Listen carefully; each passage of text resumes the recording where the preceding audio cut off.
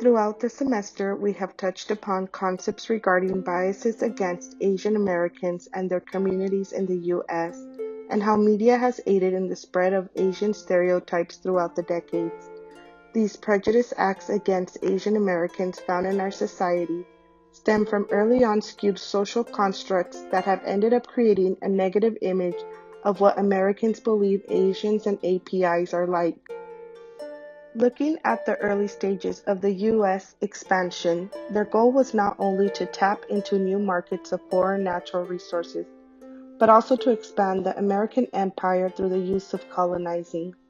During the growth of the American empire in the late 1800s, the U.S. took over and controlled many foreign territories, including parts of Asia and the Pacific, such as the Philippines, the Marshall Islands, Hawaii, and Guam. Due in large part to the imperialistic nature of the West, there was a sentiment of superiority towards the East, solidifying the idea that they be seen as the others. From this, there came to exist the term Orientalism, or the Orient, which was constructed to represent the apparent differences between the West and the East.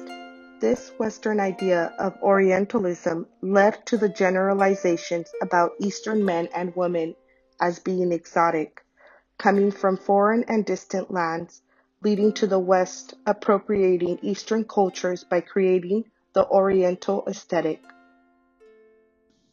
Between the 1840s and 1850s, there was a sudden increase of Chinese migrants into the U.S. as the need for laborers began to rise.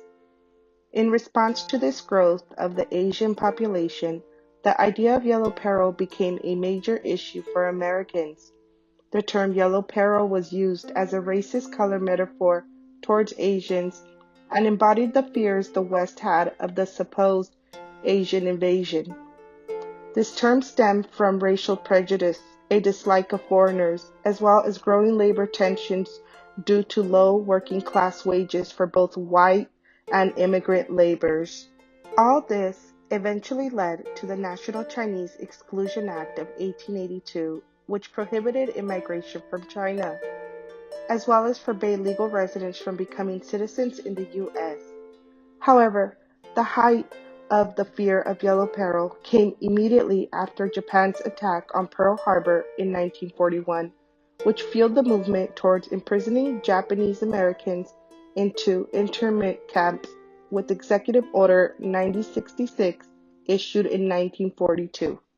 In regards to social representation, yellow peril only created problems for Asians as they became stigmatized with overgeneralized stereotypes like all Asians look alike or being classified as perpetual foreigners.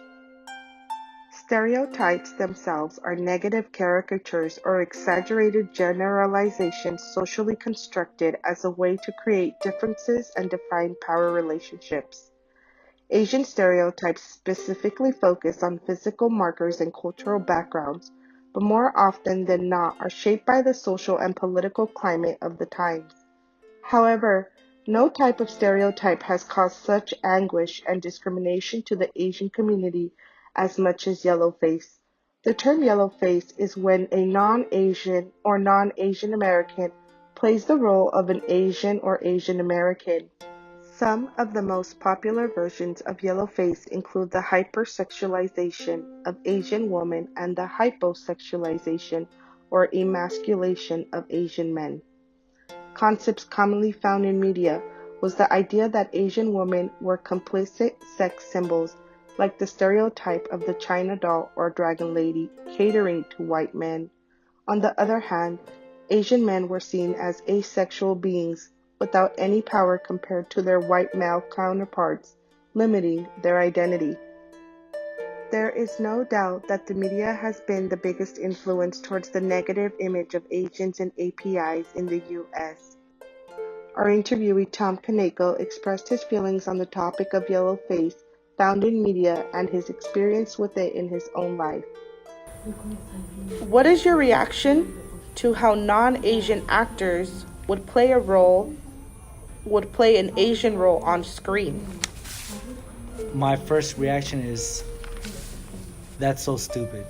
First of all, the the characters, they can't play the same role as an Asian, and it conflicts with the whole storyline.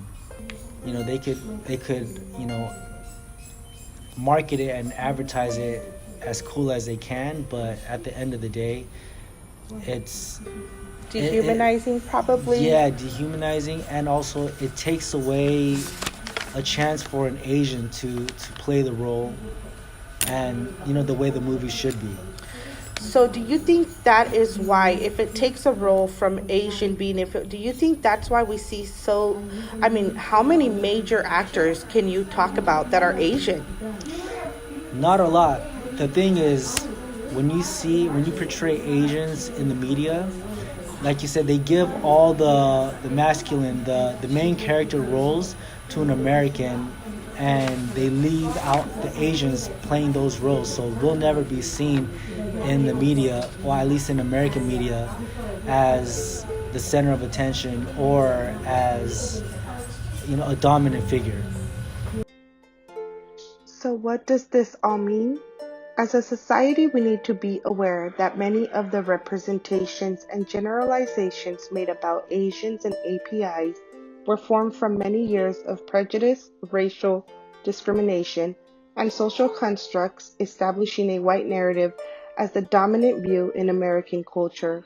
While these constructs have begun to change in the last few decades, with Asian Americans from various ethnic backgrounds taking back control of their own stories and identities through popular TV and films, there are still a lot of difficulties afflicting the Asian community. Until we see a shift in America's values portrayed in our media, we will be able to see Asians, Asian Americans, and APIs in mainstream culture as more than exotic background, but as heroes, role models, and normal people above all else.